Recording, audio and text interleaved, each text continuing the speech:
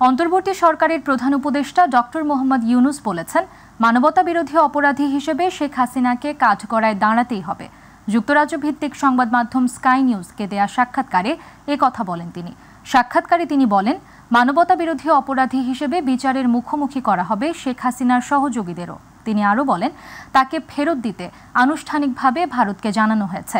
এ বিষয়ে ভারতের জবাবের অপেক্ষায় আছে বাংলাদেশ। আতিকুর রহমান তিতাসের রিপোর্ট।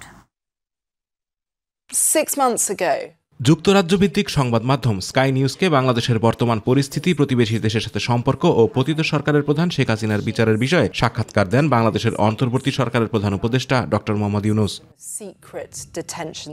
সাক্ষাৎকারে তিনি বলেন, মানবতা বিরোধী অপরাধ হিসেবে শেখ হাসিনাকে বিচারের সম্মুখীন হতে হবে। শুধু শেখ হাসিনাই নন, তার সহযোগীদেরও বিচারের মুখোমুখি হতে হবে।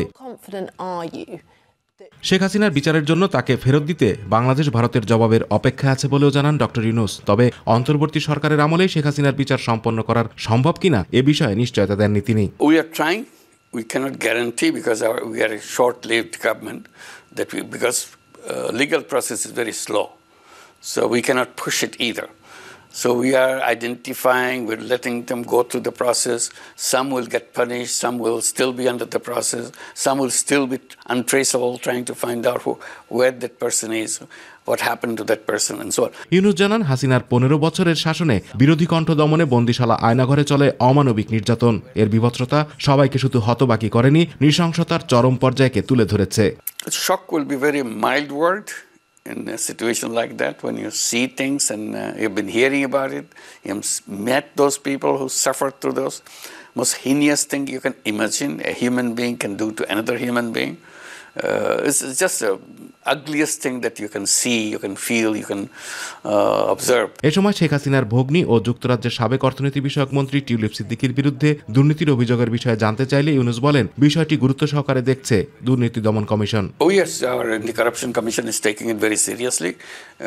She has so many wealth left behind here, and they will check everything and see how she should be made responsible. Rohingya সংকট নিরসনে মিয়ানমারের বিদ্রোহী গোষ্ঠী ও সীমান্ত সেনাদের সাথে নিয়মিত যোগাযোগ রাখা হচ্ছে বলেও জানান প্রধান উপদেষ্টা। Inflow of Rohingyas coming to Bangladesh, so we had to deal with their army on the border to allow them to easy or systematic way of entering, because we need to have their biometrics done so that they don't disappear within the country.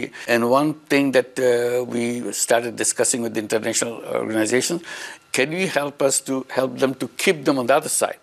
Do everything that you do on this side, but it will be on the other side, so that they are not pouring into Bangladesh territory. Atiqur Rahman Titas, my TV.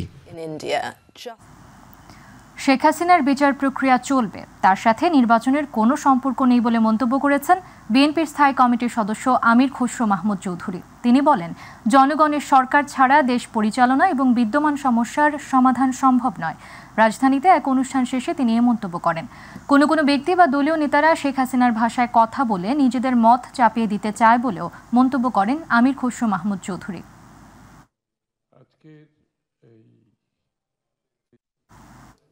Sheikh হাসিনার বিচার সরকার আসুক, আরো সরকার পরিবর্তনের সাথে বিচারিক প্রক্রিয়ার তো কোনো সম্পর্ক নেই। বিচারিক প্রক্রিয়া হচ্ছে, আমরা আইনের শাসনে যদি বিশ্বাস করি, তো বিচারিক প্রক্রিয়া চলতেই আছে এবং চলবে। সেটা শেখ হাসিনার শাস্তি এখনো হবে, তখনও হবে, তারপরেও হবে। শেখ হাসিনার যতগুলো মামলা আছে, এগুলো তো অনেকগুলো মামলা আছে, এবং এগুলো বিচারিক প্রক্রিয়ার মাধ্যমে একটার পর একটা সমাধান হতেই থাকবে। সুতরাং বিচারিক প্রক্রিয়ার সাথে নির্বাচনের কোনো সম্পর্ক নেই। নির্বাচনে ভোট কেন্দ্র স্থাপনে নীতিমালা সংশোধন করছে ইসি। আগের মতো জেলা ও উপজেলা নির্বাচন কর্মকর্তারাই জাতীয় ও স্থানীয় নির্বাচনের ভোট কেন্দ্র স্থাপন করবেন। ডিসি, এসপি, ইউএনও, ওসিদের সম্পৃক্ততা থাকবে না বলে জানানো হয়েছে। এদিকে নির্বাচনী ব্যবস্থার পরিমার্জন ও পরিবর্ধন ইস্যুতে আজ আইনজীবীদের সঙ্গে বৈঠকে বসবেন সিইসি সহ পূর্ণাঙ্গ নির্বাচন কমিশন। দর্শক, এই মুহূর্তে নির্বাচন কমিশনে আছেন সহকর্মী আবু সাইদ অপু। সরাসরি যুক্ত হচ্ছি তার সাথে।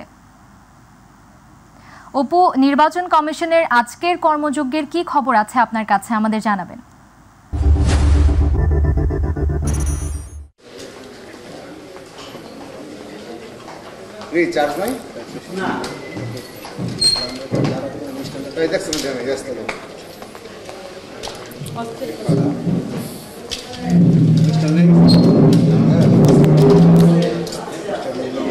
আমাতুল, আপনাকে ধন্যবাদ। আপনার মাধ্যমে আমি দর্শকদেরকে জানাতে চাই, এর আগে কিন্তু নির্বাচন কমিশনের সঙ্গে অর্থাৎ প্রধান নির্বাচন কমিশনের সঙ্গে অন্যান্য যারা নির্বাচন কমিশনার রয়েছেন তাদের সঙ্গে কিন্তু বিভিন্ন রাজনৈতিক দল, বিভিন্ন রাজনৈতিক স্টেক হোল্ডার থেকে শুরু করে সবাই কিন্তু দেখা করেছেন, তাদের মতামত জানিয়েছেন এবং আরপিও সংশোধনের বিষয়ে কথা বলেছেন এবং নির্বাচনী রোডম্যাপ কীভাবে হতে পারে, নির্বাচনটি কেমন হতে পারে এবং স্থানীয় সরকার নির্বাচন হবে কিনা বা তার আগে জাতীয় সংসদ নির্বাচন হবে কিনা সেই বিষয়গুলি নিয়ে কিন্তু আলোচনা চলছিল।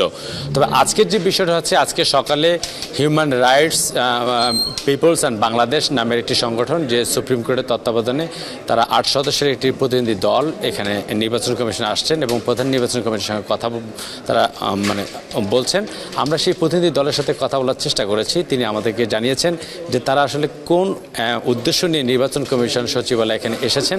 তারা বলেছেন যে প্রধান নির্বাচন কমিশনের সঙ্গে কথা বলে তারা এটাই তারা আসলে দাবি জানাবেন যে আরপিওতে একটি সংশোধন যেন হয়, যে সংশোধনটা হলো যাতে করে যারা আসলে ভূমি দখলবাজ এবং যারা নদী দখল করেছে এবং যারা আসলে অন্যের হক মেরে খেয়েছে, এতিমের টাকা আত্মসাৎ করেছে এবং যারা আসলে পরিবেশ দূষণ করেছে তাদেরকে যেন স্থানীয় এবং জাতীয় সংসদ নির্বাচনে কোনোভাবেই যেন অংশগ্রহণ করতে না পারে, সেই বিষয়ের জন্য তারা সেই বেশ কিছু সুপারিশমালা নিয়ে এসেছেন এবং সেটি যেন আরপিওতে অন্তর্ভুক্ত করা হয় এবং অন্তর্ভুক্ত করার পরে যারা নির্বাচন কমিশনের সঙ্গে যেহেতু বৈঠক চলছে এবং বৈঠক শেষে হয়তো গণমাধ্যম কর্মীদের সঙ্গে কথা বলবেন এবং গণমাধ্যম কর্মীদের সাথে কথা বলার পরে আমরা পরবর্তী সংবাদে যুক্ত হয়ে আপনাকে জানাতে পারবো যে আসলে নির্বাচন কমিশনের সঙ্গে প্রধান নির্বাচন কমিশনের সঙ্গে যারা আইনজীবীরা রয়েছেন তাদের সঙ্গে যে 8 সদস্যের প্রতিনিধি দল তাদের সঙ্গে আর কি ধরনের বৈঠকে আলোচনা হয়েছে।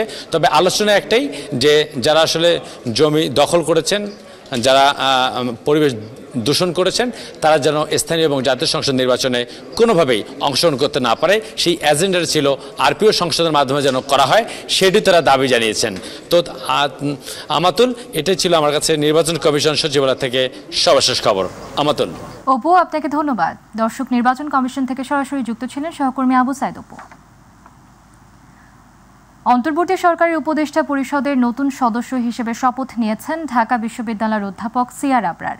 বেলা 11টায় বঙ্গভবনে শপথ গ্রহণ অনুষ্ঠান শুরু হয়। অনুষ্ঠানের প্রথমে শহীদদের স্মরণে 1 মিনিট দাঁড়িয়ে নীরবতা পালন করা হয়। এরপর পবিত্র কুরআন থেকে তিলাওয়াত করা হয়। এরপর রাষ্ট্রপতি মোহাম্মদ শাহাবুদ্দিন সিআর আবরারকে শপথ বাক্য পাঠ করান। অধ্যাপক আবরার শিক্ষা মন্ত্রণালয়ের দায়িত্ব পালন করবেন। ছাত্র জনতার আন্দোলনের মুখে গত বছরের 5 আগস্ট শেখ হাসিনা সরকারের পতন ঘটে। এর 3 দিন পর 8 আগস্ট ডক্টর মোহাম্মদ ইউনূসকে প্রধান উপদেষ্টা করে অন্তর্বর্তী সরকার গঠিত হয়। নতুন একজন উপদেষ্টা যুক্ত হওয়ার পর অন্তর্বর্তীকালীন সরকারের উপদেষ্টার সংখ্যা দাঁড়ালো 23 জনে। আগামী 8 থেকে 10 মাসের মধ্যে আধুনিক ও যুগোপযোগী শিক্ষা ব্যবস্থা বাস্তবায়ন সম্ভব বলে মন্তব্য করেছেন নতুন শিক্ষা উপদেষ্টা অধ্যাপক সিআর আবরার। শপথ নিয়েই দুপুরে সচিবালয়ে নিজ দফতরে আসেন তিনি। এ সময় শিক্ষা মন্ত্রণালয়ের কর্মকর্তা কর্মচারীদের সঙ্গে শুভেচ্ছা বিনিময় করেন তিনি। এরপর গণমাধ্যমের সঙ্গে সাম্প্রতিক নানা ইস্যুতে মতবিনিময় করেন শিক্ষা উপদেষ্টা।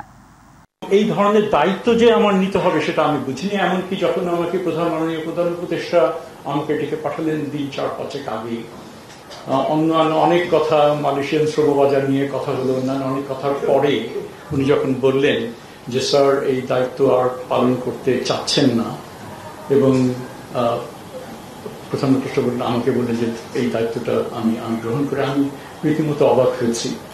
আমি বললাম আমার এই ধরনের তো অভিজ্ঞতা নেই। উনি বললেন যে তোমার যে কর্ম যে তোমার রয়েছে সেটাই হবে, তুমি খালি ইউ কমিট ইউরসেলফ, তাহলে তুমি এটা পারবে।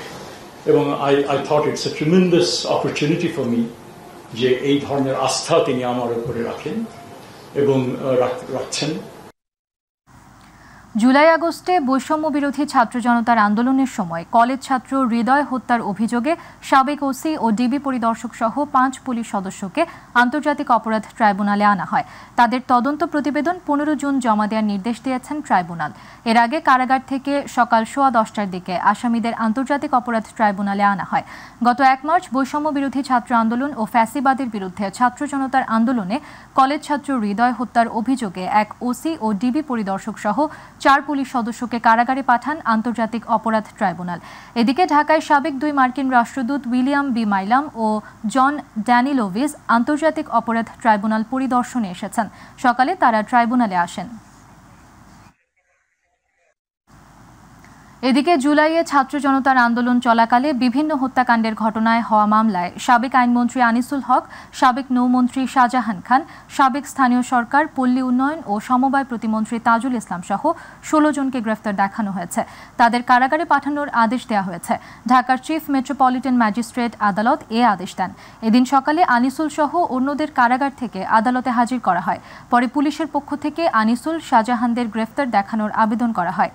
আদালত তাদের গ্রেফতার দেখানোর আবেদন মঞ্জুর করেন। এরপর তাদের কারাগারে পাঠানোর আদেশ দেন।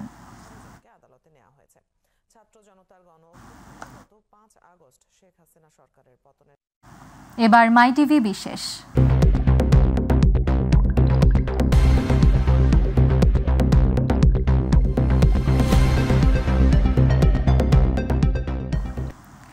ক্ষেত থেকে বাজার পর্যন্ত আসতে একটা তরমুজে দ্বিগুণ তিনগুণ দাম হাতিয়ে নিচ্ছে মধ্যস্বত্বভোগীরা। এই চিত্র প্রত্যন্ত গ্রাম থেকে রাজধানী ঢাকা পর্যন্ত। যে তরমুজ 7 থেকে 800 টাকায় কিনে খাচ্ছে মানুষ, সেই তরমুজই ফড়িয়া দালালরা কৃষকের কাছ থেকে কিনছে মাত্র 140 থেকে 160 টাকায়। ফলে মধ্যস্বত্বভোগীদের দৌরাত্ম্যের খেসারত দিচ্ছেন সাধারণ ক্রেতারা। এসএম আরিফের রিপোর্ট। মৌসুমী ফলের আরেক নাম তরমুজ। সুস্বাদু এবং রসালো ফল হওয়ায় এর জনপ্রিয়তা অনেক। তাছাড়া রমজানে এর কদর আরও বেশি। যদিও অস্বাভাবিক দামের কারণে সাধারণের কাছে তরমুজ কিনে খাওয়া রীতিমতো কষ্টের। সাদার সাধ্যের মধ্যে বড় ব্যবধান অনেকে মেটান বাধ্য হয়ে। এদের যে আমার হইলো ব্যবসাটাই মেন, কে ঠকলো কে জিতলো এটার উপর তারা ডিপেন্ড করে না। আমাদের মতো সাধারণ মানুষের বড় একটা মন চাইলে বাচ্চাদেরকে নিয়ে কি খাওয়াইতে পারবো না, ওটাই মানে কষ্ট লাগে আর ছোটখাটো একটা নিয়ে নিজেরা চলতেছে এতটুকু। রাজধানীর খুচরা বাজারে পিস এবং কেজি দুইভাবেই বিক্রি হয় তরমুজ। তবে দামের খুব একটা হেরফের হয় না। সাইজ ভেদে দাম 300 থেকে 700 টাকা। আমাদেরকে সহ দেয়, আমরা সহ হিসাবে এখন পিস হিসাবে বিক্রি করি। কিছু কিছু কাস্টমার আছে ভাই, এরা কেজি ছাড়া নিব না, তখন আমরা কেজি হিসাবে বিক্রি করি। 2-3 টাকা কেজিতে লাভ, আমরা কি বেশি বেশি নিই? আমরা সবাই আপনি দেখেন অত পুরা বাজারে দেখেন, আমরা যে দাম বেশি পুরা বাজারে দাম বেশি। রাজধানীর খুচরা বাজারে প্রতি কেজি তরমুজের দাম 60 টাকা। তাতে 10 কেজির একটি তরমুজ বিক্রি হয় 600 টাকা দরে। আমরা যেতে চাই প্রান্তিক পর্যায়ে, দেখতে চাই আড়ত থেকে কৃষক পর্যায়ে এই দামের পরিবর্তন ঘটে কিভাবে। মাদারীপুরের মোস্তফাপুর ফলের আড়ত। বরিশাল সহ বিভিন্ন অঞ্চল থেকে এখানে তরমুজ আসে পাইকারি বিক্রয়ের জন্য। লাভের আশায় অনেক কৃষক নিজেই তরমুজ নিয়ে আসেন এই আড়তে। এখানে মাল নিয়ে এসছে আমরা নিজেরা কৃষক, আমরা যে অনুপাতে আমাদের খরচ সে অনুপাতে আমরা আসানোর কোনো দাম পাইতেছি না। কিন্তু মাল কিনতে গেলে দামে বল না, যেমন অতিরিক্ত দাম, গতবারের থেকে এবার অতিরিক্ত দাম। আড়তদারদের চাপে প্রকৃত দাম বলতে চাননি কোনো কৃষক। তবে জানা গেছে কৃষক পর্যায়ে এক একটি তরমুজ বিক্রি হয় 30 থেকে 150 টাকা। এরপর আড়তেই 2 হাত ঘুরে তরমুজের পাইকারি মূল্য দাঁড়ায় 60 থেকে 300 টাকা। মাথায় 300 টাকা পিস, নিচে 60 টাকা পিস পর্যন্ত বিক্রি করি। রোজা লাগছে বিদায় একটু দাম বাড়তি, হয়তো ওই সপ্তাহে 10 দিন পরে আবার দাম কমে যাবে তরমুজের। মোস্তফাপুর আড়ত থেকে এই তরমুজ যায় দেশের বিভিন্ন অঞ্চলে। একটি বড় অংশ আসে রাজধানীতেও। কারণ বাজারের আড়তে খোঁজ নিলে জানা যায় তরমুজ তারা বিক্রি করেন কমিশনে। আমরা ব্যাপারীর থেকে 5% কমিশনে বিক্রি করি। 100-120 টাকা, 150 টাকা এরকম। আর বড়টা মনে করেন 300 টাকা। 13 টন মাল 40-42 হাজার টাকা ভাড়া আছে। এখন বর্তমানে যে দামে মাল আছে, প্রত্যেকটা ব্যাপারীর যে মাল আছে খরচ মিলাইয়া এখন বর্তমানে লস। 50-58 টাকা তরমুজ কেজি কিনাই পড়ে, এর একটা কাইডায় 2000 তরমুজ বেশি কি লাভ, অথবা শখে বেছে। কারণ বাজারে 5টা লোকের একটা টিম গঠন করে রাখতে হবে, 24 ঘন্টা এখানে ক্যাম্প করতে হবে। সেকশন আপনার বাদামতলি, তখন যে ওরা কি দরে বিক্রি করে, কিভাবে বিক্রি করে এখানে দেখতে হবে। মৌসুমি ফলে বাজারের তারতম্য ঘটে প্রতিনিয়ত। তাই বলে কৃষক আর ভোক্তা পর্যায়ের মধ্যে দামের এত ফারাক হওয়ার কথা কি? এই দুই জায়গা ব্যতীত তরমুজের চক্রবৃদ্ধি মূল্যের সঠিক হিসেব মেলানো সম্ভব হয়নি। এসএম আরিফ, মাই টিভি, ঢাকা। খননের 1 বছর অতিবাহিত হতে না হতে সাতক্ষীরা আশাশুনি মরিচচাপ নদীর গোয়ালডাঙ্গা বাজার এলাকার বেড়িবাঁধে দেখা দিয়েছে ভাঙন। 5 দিন অতিবাহিত হলেও এই বাঁধ সংস্কারে কর্তৃপক্ষের নেই কোনো কার্যকরী পদক্ষেপ। স্থানীয়রা বলছে, দ্রুত এটি সংস্কার করা না হলে এই বাঁধ ভেঙে লোকালয়ে পানি প্রবেশ করলে ক্ষতিগ্রস্ত হবে 3 ইউনিয়নের লক্ষাধিক মানুষ। ভেসে যাবে হাজার হাজার বিঘা মৎস্য ঘের ও ফসলি জমি। প্রতিনিধি ফয়জুল হক বাবুর তথ্যচিত্রে আরও জানাচ্ছেন আতিকুর রহমান তিতাস। বেশ কিছুদিন ধরে সাতক্ষীরার আশাশুনি উপজেলার বড়দল ইউনিয়নের গোয়ালডাঙ্গা বাজার এলাকায় পানি উন্নয়ন বোর্ডের বেড়িবাঁধের কয়েকটি জায়গায় ফাটল দেখা দেয়। গেল বৃহস্পতিবার এই ফাটল তীব্র আকার ধারণ করে। এতে ওই এলাকার বেড়িবাঁধের প্রায় 500 ফুটেরও বেশি জায়গা ধসে নদীগর্ভে বিলীন হয়ে যায়। বাঁধের বাকি অংশেও দেখা দিয়েছে ভয়াবহ ভাঙন। তবে 5 দিন অতিবাহিত হলেও এই বাঁধটি পরিদর্শনে আসেনি কোনো ঊর্ধ্বতন কর্তৃপক্ষ। বিষয়টি পানি উন্নয়ন বোর্ডের কাছে জানালেও এখনো বাঁধটি সংস্কারে কর্তৃপক্ষ নেয়নি কোনো কার্যকরী পদক্ষেপ, এমন অভিযোগ স্থানীয়দের। আজ কয়েকদিন ধরে দেখতেছি যে এই অবদা ভেঙে গাঙে চলে যাচ্ছে, অথচ কোনো পানি উন্নয়ন বোর্ডের লোকজনের কোনো খোঁজখবর দেখতেছি না। নদীর ভাঙন তো দেখছেন আপনারা, বলে এখানে 400-500 ফ্যামিলি বাস করে। যে কোনো অবস্থায় এই নদীর পানি যদি ঢুকে যায় তো 400-500 ফ্যামিলি বেশি যাবে। বাঁধটি নিয়ে আতঙ্কিত এলাকাবাসী। দ্রুত সংস্কার করা না হলে যে কোনো সময় ভেঙে ক্ষতিগ্রস্ত হবে 3টি ইউনিয়নের লক্ষাধিক মানুষ। তলিয়ে যাবে হাজার হাজার বিঘা মৎস্য ঘের ও ফসলি জমি। কোনে থাকো না, ওরা সামনে গোন আছে, তাই এই গোনের আগে যদি বাদ দিবি হারে তাহলে তো খুব ভালো হবে, আর না বাদ দিবি পারলে আমি বাচ্চা কাচ্চা নিয়ে আমাকে নিরুপায় যাবে। জোয়ার এবং ভাটা দুই সাইডে এই পানির চাপটা সরাসরি বাজারের কিনারা চলে আসে, যার কারণে এই ভাঙনটা বেশি হয়ে গেছে। বিভিন্ন জায়গায় বিভিন্ন ফসল, কিন্তু এই বাঁধ যদি এখন ভেঙে যায় তা আমরা তলায় একেবারে ভেসে চলে যাব। দীর্ঘদিন বাঁধটি এমন নাজুক অবস্থায় পড়ে থাকার জন্য পানি উন্নয়ন বোর্ডকেই দুষছেন এলাকাবাসী। যখন ক্ষতি হয় তখন পানি উন্নয়ন বোর্ড এসে দেখে, তখন প্লাবিত হয়ে যায়, কিন্তু এর আগের থেকে সংস্কার করার মতন বা দেখাশোনার কোনো লোক এখানে থাকে না।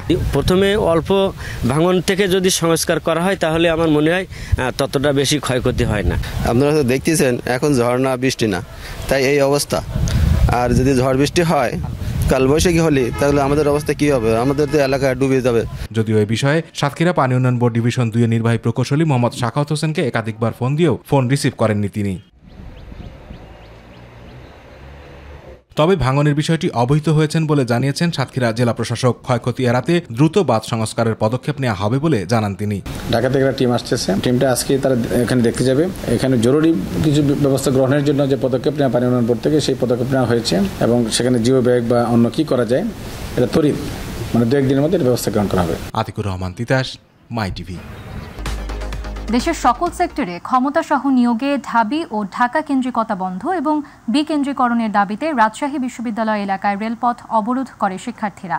বেলা 11:30টায় রাজশাহী বিশ্ববিদ্যালয়ের সমন্বয়ক সালাউদ্দিন আম্মার এর নেতৃত্বে একদল শিক্ষার্থী বিশ্ববিদ্যালয়ের স্টেশন বাজার এলাকায় রেলপথ অবরোধ করেন ও স্লোগান দিতে থাকেন। এ সময় আন্দোলনকারীরা বলেন, ইউজিসি থেকে শুরু করে উপদেষ্টা নিয়োগে সব জায়গায় ঢাকা বিশ্ববিদ্যালয়ের আধিপত্য। এই বাংলাদেশকে ঢাকা এবং ঢাকা বিশ্ববিদ্যালয় কেন্দ্রিকতা থেকে মুক্তি দিতে হবে। পরে 3 দফা দাবি উপস্থাপন করে বিক্ষোভ কর্মসূচি তুলে নেয় শিক্ষার্থীরা।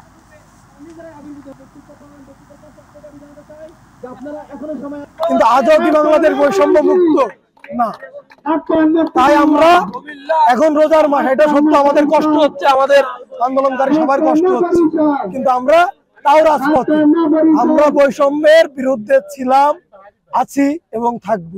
এই দাবিগুলো আমরা এখন পড়ছি এবং আমরা আমাদের পরবর্তী কর্মসূচি এখন ঘোষণা করে আজকের মতো রেল অবরোধ আমরা স্থগিত ঘোষণা করব। সংস্কার কমিশন, পিএসসি, ইউজিসি সহ রাষ্ট্রীয় সকল গুরুত্বপূর্ণ প্রতিষ্ঠান ও সংস্থাগুলো পুনর্গঠন করে সবার অংশগ্রহণ নিশ্চিত করতে হবে।